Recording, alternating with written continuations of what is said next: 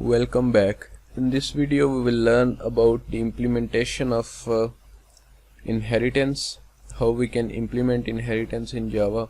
So first of all, I'm going to create two classes. One that will be the parent class and the other one, and I'm going to create here some data members, for example string name, string, for example CNIC, and I'm going to create a function called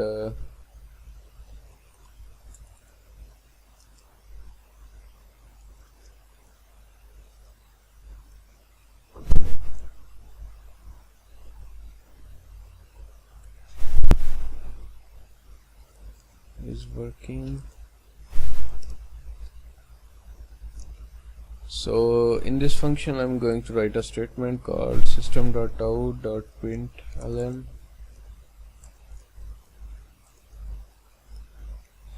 that student is working. So I'm going to create another class with the name child, and I am going to extend this class from its parent. Alright, so as I have extended this class from its parent, now I can use any data members and functions that are data members if they are protected, and functions if they are also protected or public functions can also be used in my child class. So I'm going to quickly demonstrate how can I use that. So for example, I create a function here, public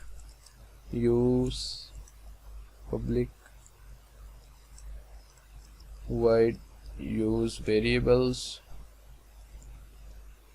What I can do is I can directly assign values to those. For example, I assign this to this one, and CNIC equals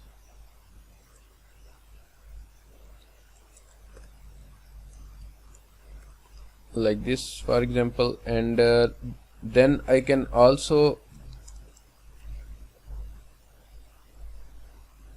get the values of these. I can also print out these values.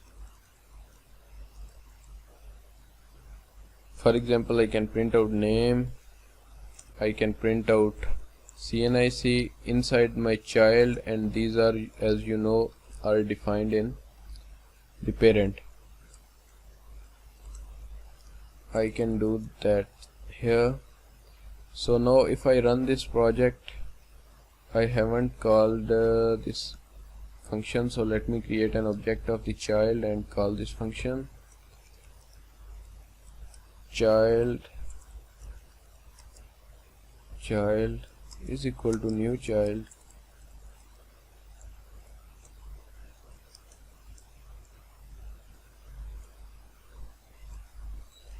child dot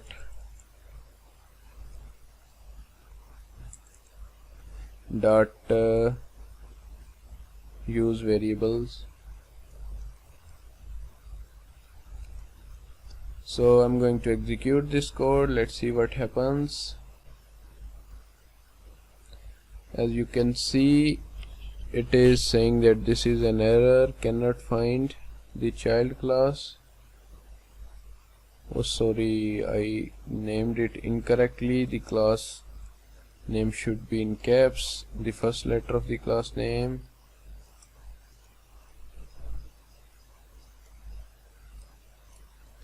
Here we go. So let me execute it again. Here we go. So I've been able to access the parent variables, assign values to them, and also I've been able to access those values. So now I will demonstrate how can I access the functions that are defined in the parent and are public ones. Let's say I want to access the student is working. So I'm just making a call here.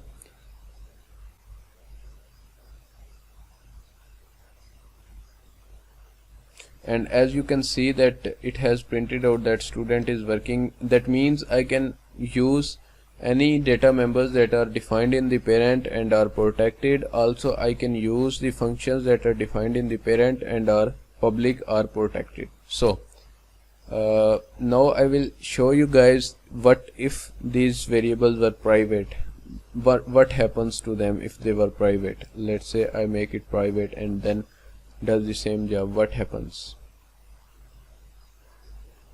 So as you can see that name has private access in parent, so we cannot assign values to them. That is, and it is the exception it threw was Java lang no class def founder, means that it was finding a variable with the name that was public in the child class. If there is no variable with this name, and then it went to its parent class and it's there if there is a protected variable that could be accessed in the child. So it couldn't able to found that, and therefore it threw a new exception. So this was about inheritance. Now I'm going to show you something else, that if I create a constructor here of child,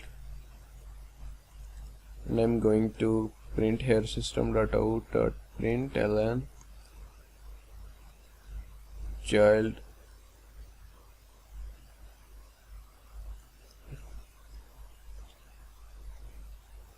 constructor. So let's say I want this to be, let me make it, I don't want to call this one, so here I'm going to just remove the call. So I've just created an object of child. Whenever this object is created, this call will call to this constructor, and this will print out this one. But my expectations are that it will throw an error. The reason for that is, I'll show you. Let's run this first.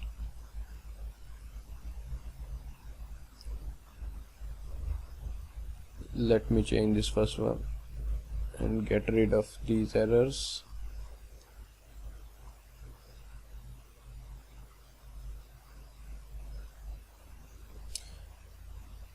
So it hasn't thrown any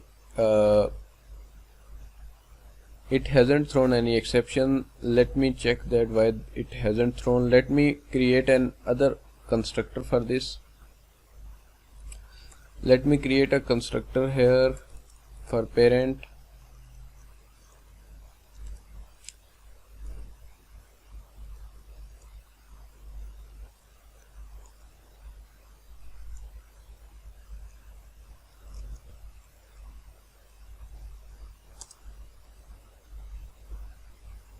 Now let me run it again. So what we can do is, let me create another constructor here. Now as you can see that whenever I run it, it first of all printed out that it's parent constructor, and then it printed out its child constructor. What it actually doing? It's actually doing, we have created a default constructor for child, so it automatically inserted a super call here that called this super constructor, and this super constructor is called before even this statement run. So this control went to there and printed out this one, and then it returned back, and then it printed out this one. I can show you this with an overloaded constructor, for example.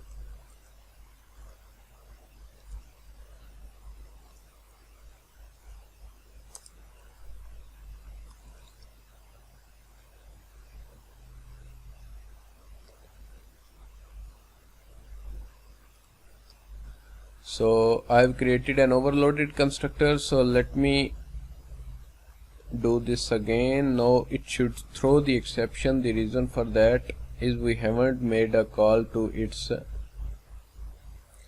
parent constructor. So let me execute this.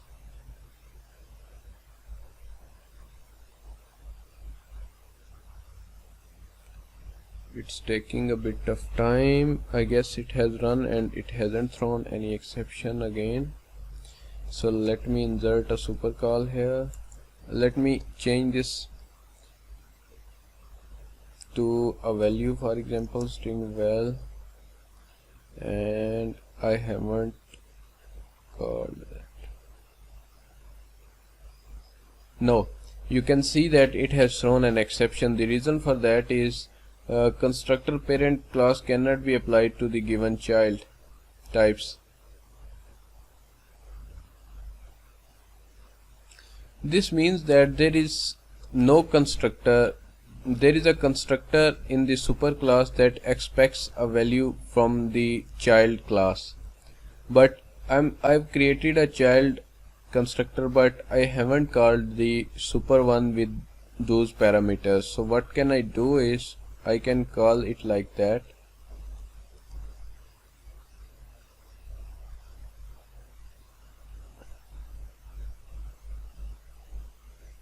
There is again an exception, cannot find symbol VL.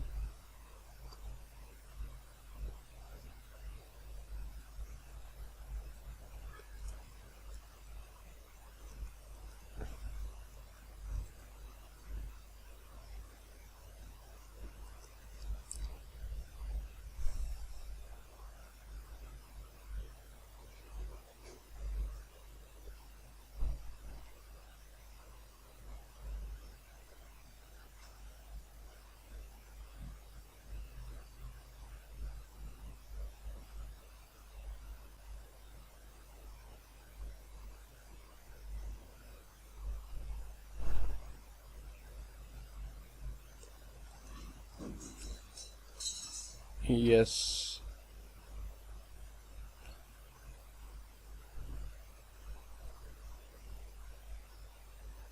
actually there was something wrong, and that was that I named this super I write here as capital, but it's not in caps, it's in small letters, as Java is a case sensitive programming language, so we have to give the syntax as it requires.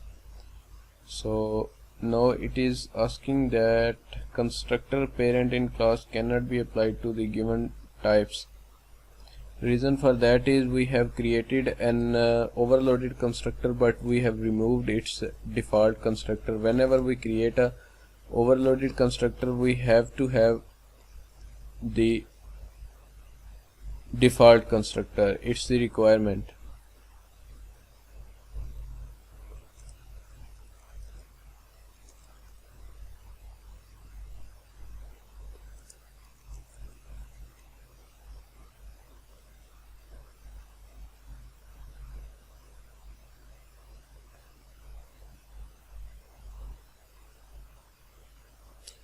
So there is a very long error now. What's that?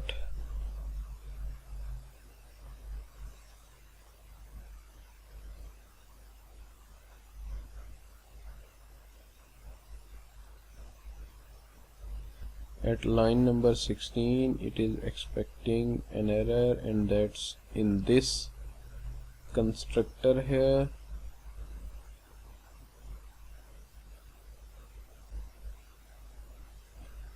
Okay, now it is not being able to find this. Hello world cannot find symbol, name value, variable value, location, class parent.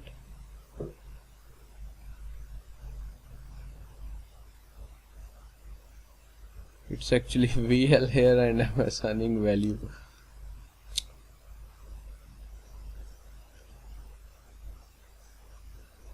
Alright, so here we have passed the value to the child constructor, and this value is received by child here, and this value is directly passed to its parent, and then control shifted here, and that value was assigned to the name variable that is in parent, and we have successfully able to print that value with the constructor here.